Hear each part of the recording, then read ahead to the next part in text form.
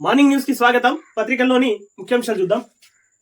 అట్లయితే ఇండియా నుంచి వెళ్లిపోతాం, WhatsApp మెసేజ్లకు encryption వద్దంటే సేవలు ఆపేస్తాం. ఢిల్లీ హైకోర్టుకు వాట్సాప్ మోటా వెల్లడి. ఐటీ రూల్స్ లోని 4(2) లాంటి ఎక్కడా లేదు. ఎన్క్రిప్షన్ బ్రేక్ చేస్తే యూజర్ల గోప్యతకు భంగమని వాదనలు. తదుపరి విచారణ ఆగస్టు 14కు వాయిదా అంటూ వాట్సాప్ కు సంబంధించిన వార్త ఇది. రుణమాఫీ చేయకపోతే మాకు అధికారం ఎందుకు? రుణమాఫీ చేయకపోతే మాకు అధికారం ఎందుకు? ఇందుకు మహా అయితే 30,000 కోట్ల నుంచి 40,000 కోట్లు అవుతాయి. సీఎం రేవంత్ రెడ్డి మహా అయితే 30 నుంచి 40,000 కోట్లు అవుతాయి అంటూ కేసీఆర్ దోపిడీ కంటే క్రాప్ లోన్ మాఫీ ఖర్చు ఎక్కువేం కాదు. రైతుల మాటలకు సభ్యులు మా పరివారం. 15 ఆగస్టు లోపు 2 లక్షల రుణమాఫీ guarantee. Harish Rao speaker format లో రాజీనామా చేసి లేఖను జేబుల్లో పెట్టుకో. రిజర్వేషన్ రద్దుకు మోదీ కుట్ర. బీజేపీ అంటే బ్రిటిష్ జనతా పార్టీ. అప్రమత్తంగా ఉండాలి. బీజేపీ తప్పుడు ప్రచారాలను తిప్పికొట్టాలి. సోషల్ మీడియా కార్యకర్తలతో సీఎం రేవంత్ రెడ్డి. మొత్తం మీద సోషల్ మీడియా తెలంగాణ రాష్ట్రంలో కేసీఆర్ 9 సంవత్సరాల పాలనలో కూడా సోషల్ మీడియా చాలా పగడ్బందీగా పనిచేసింది.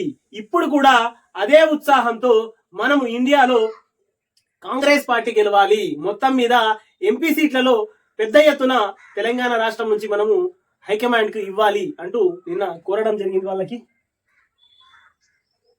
క్రాప్ లోన్లు పాత బకాయిలు సర్కార్ మెడకే.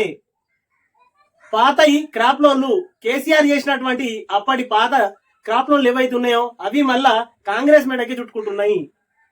ఇప్పుడు ఈ సర్కారు ఏదైతే ఈ సర్కారు ఉందో ఆ సర్కారు మెడకే చుట్టుకుంటున్నాయి అంటూ 2వ పేజీలోని వార్త ఇది. ప్రచారానికి వడదెబ్బ అంటూ 4వ పేజీలోని వార్త. ఉదయం 10 లోపు సాయంత్రం 6 దాటితే లీడర్ల క్యాంప్. 2వ దశలో 63% పోలింగ్ అంటూ 5వ పేజీలోని వార్త ఇది. డూప్లికేట్ రిజల్ట్ లెటర్ తో హరీష్ రావు డ్రామాలు. వాస్తవంగా ఆయన డూప్లికేట్ రిజల్ట్ లెటర్ తోనే హరీష్ రావు గారు డ్రామాలు చేసిండు నిన్న అంటూ వార్త ఇది. 4వ పేజీలోని వార్త. అన్ని స్కీములను అమలు చేస్తేనే రాజీనామా చేస్తా. బీఆర్ఎస్ ఎమ్మెల్యే హరీష్ రావు వెల్లడి. రాజీనామా లేఖతో అమరవీరుల స్తూపం వద్దకు రాక అంటూ మొత్తం మీద తెలంగాణ రాష్ట్రంలో కాంగ్రెస్ పార్టీ ఏవైతే 6 హామీలు ఇచ్చాయో ఆ 6 హామీలు 100కు 100% పూర్తిగా మీరు చేస్తే నేను రాజీనామాకు సై అంటూ నిన్న హరీష్ రావు గారు పెద్ద హైడ్రామానే క్రియేట్ చేసిండు అమరవీరుల స్తూపం దగ్గర అంటూ 4వ పేజీలోని వార్త ఇది. ముస్లింల రిజర్వేషన్లను బరాబర్ ఎత్తేస్తాం. ఇంత మూర్ఖంగా ఇంత కఠినంగా బీజేపీ పార్టీ ముస్లింల రిజర్వేషన్లను ఎత్తేస్తాం అంటూ ప్రచారానికి ఎగబడుతున్నది. అసలు కారణం ఏమై ఉండొచ్చు? ఇంత గట్టిగా మేము భారతదేశంలో ముస్లింలకు ఇచ్చినటువంటి రిజర్వేషన్ ఏదైతే ఉందో ఆ రిజర్వేషన్ మొత్తానికి మొత్తం తీసి పడేస్తాం అంటున్నారు.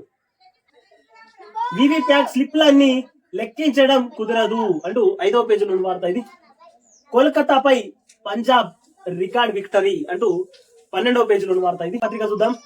చోటే బాయ్ దగా బడే బాయ్ పగా పాలమూరు జనహోరు అంటూ వార్త వేసింది ఇక్కడ నమస్తే తెలంగాణ పత్రిక. మొత్తం మీద కాకకు సంబంధించినటువంటి వార్తలే సగం పేజీని కవర్ చేసింది మెయిన్ పేజీ. లోక్సభ ఎన్నికల ప్రచారంలో భాగంగా శుక్రవారం మహబూబ్ నగర్ జిల్లా కేంద్రంలోని గడియారం చౌరస్తాలో బీఆర్ఎస్ అధినేత కేసీఆర్ నిర్వహించిన రోడ్ షోకు భారీ సంఖ్యలో హాజరైన జన సమూహం అంటూ వార్త వేసింది ఇక్కడ.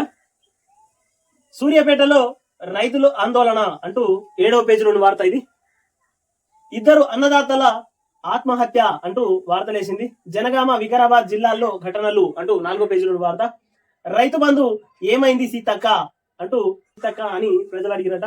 మొత్తం మీద కాక పత్రికల్లో సగం కాకకే, మిగతా సగం యాడ్లకు పోయింది. తెలంగాణ రాష్ట్రం మొత్తం మీద ఒక మూడు మాత్రమే నమస్తే తెలంగాణ పత్రికల్లో వార్తలు ఉన్నాయి. వార్తలకు ఎక్కడ చోటు ఇవ్వకుండా కేవలం కాకకు డబ్బ కొట్టడానికి మాత్రమే నమస్తే తెలంగాణ పత్రికలో వార్తలు రాసింది నమస్తే తెలంగాణ పత్రిక. K9 టీవీని సబ్స్క్రైబ్ చేయండి, షేర్ చేయండి, కామెంట్లు పెట్టండి.